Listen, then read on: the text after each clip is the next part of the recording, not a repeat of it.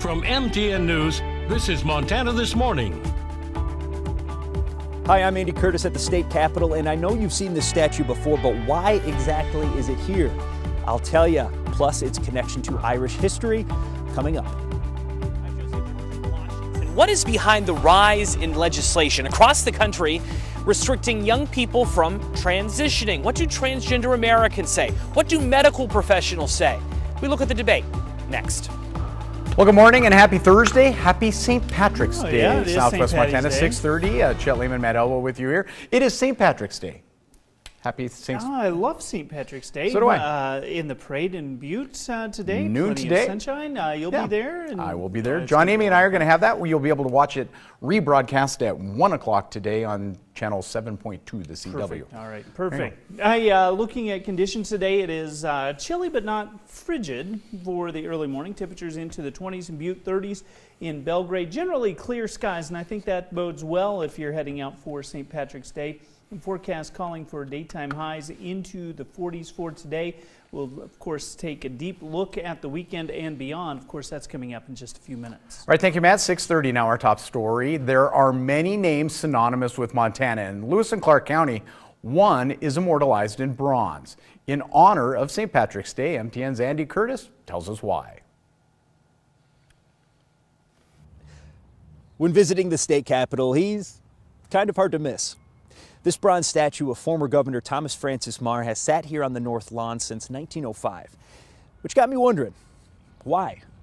The Treasure State has produced plenty of statue-worthy people. Why is Governor Meagher so special?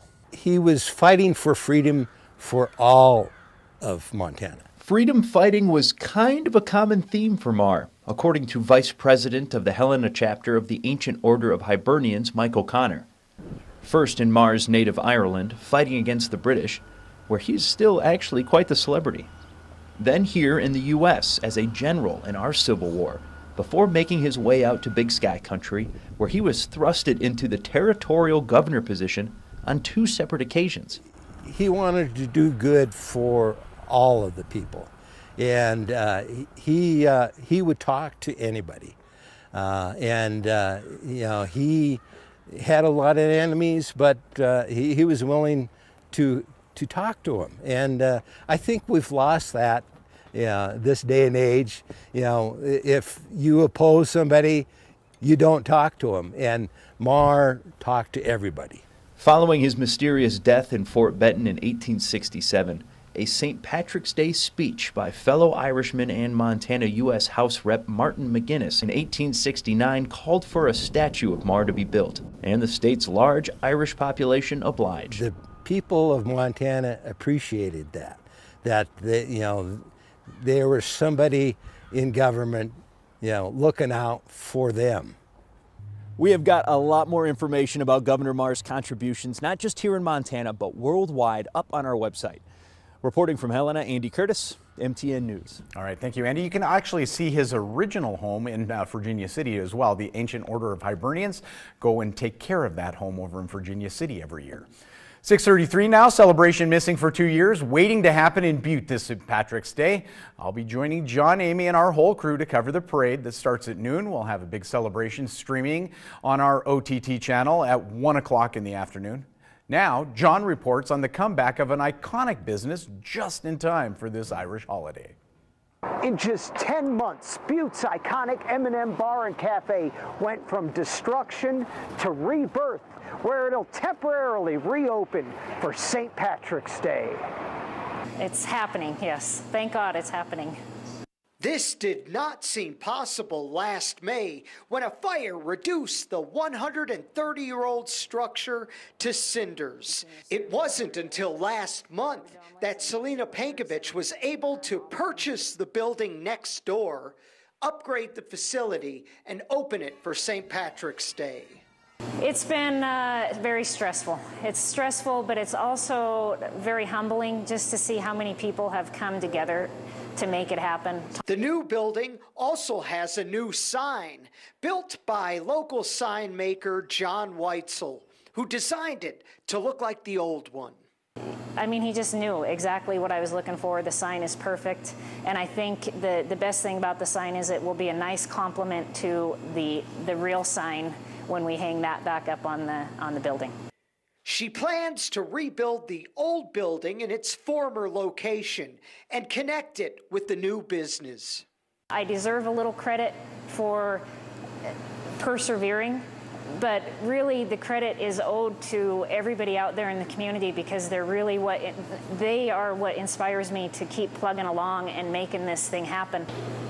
Some of the rare items that were recovered from that devastating fire include a case of Guinness Stout, some Bailey's Irish Cream, and a case of Jameson whiskey, ingredients used to make an Irish car bomb, a very popular drink over St. Patrick's Day. Now, do you think that's a sign? Selena believes it is. I mean, I don't know if you don't believe in miracles or signs or whatever. I don't know how you couldn't after all of that. John Amy, MTN News. All right, that was John Amy reporter. John Amy music maker coming up next. He teamed up with our Luke Shelton, and they collaborated to write a song called Everyone in Butte is Irish on St. Patrick's Day. Our Caitlin Augulus also chimes in to help him sing it. Here's a little taste of that song. But on March 17th, I'll be wearing all the green for Butte on St. Patrick's Day. This is what I sing. Oh, everyone in Butte is Irish on St. Patrick's Day. Doesn't matter if you're German, Polish, French, or from Norway. Just raise a glass in the miners' class and shout hip hip hooray! For everyone in Butte is Irish on St. Patrick's Day. Absolutely magnificent. Thank you, three. You can catch that on our social media, the entire song by those three. Meantime, Butte not the only place for St. Patrick's Day fun. If you're walking through downtown Bozeman, you may be hearing some Irish music coming from the American Legion. They're hosting their annual St. Patrick's Day dinner. Tradition started back in 1947. It's one of the largest fundraisers for the Legion, raises up to $1,500. Will feature, of course, corned beef recipe, potatoes, cabbage, along with some live music.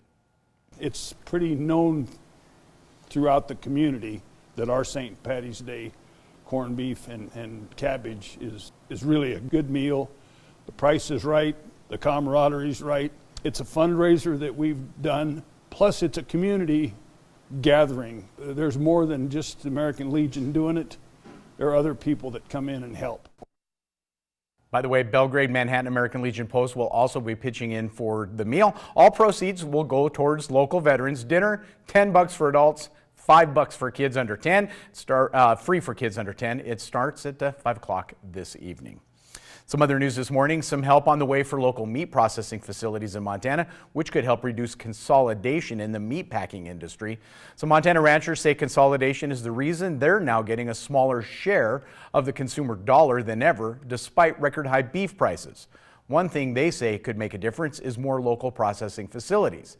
Now, Montana Senator Jon Tester announcing a $7.8 million in America Rescue Plan funds for 30 small ag businesses in the state, including 17 existing meat processing projects.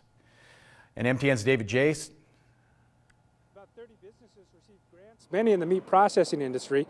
Senator Tester sent out a list saying that it could have an effect on the consolidation issues in the meat packing industry. We talked with one Montana processor about how that might affect competition. That's our fresh production room. Ranch House Meats and Sausage processes beef from Pure Montana Meats, the company's slaughter plant in Miles City.